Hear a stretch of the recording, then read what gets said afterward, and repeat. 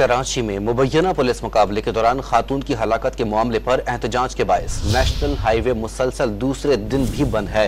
धरने से ट्रैफिक की रवानी शदीद मुतासिर है। कौमी शाहरा पर गाड़ियों की तवील कतारें लग गईं। DIG ईस्ट गुलाम असफर महिसर स्टील टाउन थाना पहुंच गए, जहां वो मुजाहिरीन से मुज़ाकरात करेंगे। देखते हैं मोहम्मद बिलाल की ये रिपोर्ट।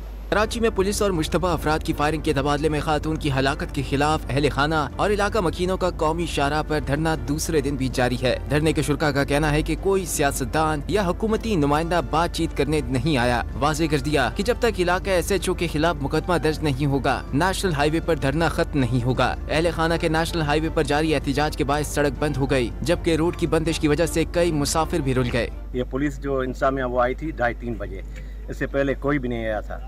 हमारा मुतालबा यह है कि कांस्टेबल जो सूबेदार साहब है, इंस्पेक्टर साहब है, उसके ऊपर फायर कटवाई जाए, काटी जाए और उसको गिरफ्तार किया जाए। अभी हमारा मुतालबा जब तक पूरा नहीं होगा तो हम बैठेंगे इंशाल्लाह। एहतजाज और धरने के बायस कौमी शाहरा कल दोपहर 2 बजे से बंद है। सैकड़ों मुसाफिर रास्ता खुलने के इंतजार की अजियत में मुब्तला हैं। सड़क पर फंसे मुसाफिरों ने सड़क की बंदिश जारी रहने पर अमन अमान का मसला खड़ा होने का खदशा जाहिर किया है।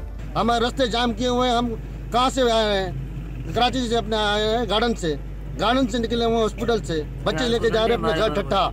अब हम बच्चे नहीं ले सकते अपने, ये कोई तरीका है? कोई पुलिस वाला नहीं आ रहा है, ना कोई आर्मी का बंदा आ रहा है, ना कोई रेंजर का बंदा आ रहा है, ना कोई बंदा ही आ रहा है इधर रास्ता खुलवाए। हम तो इधर खड़े हुए।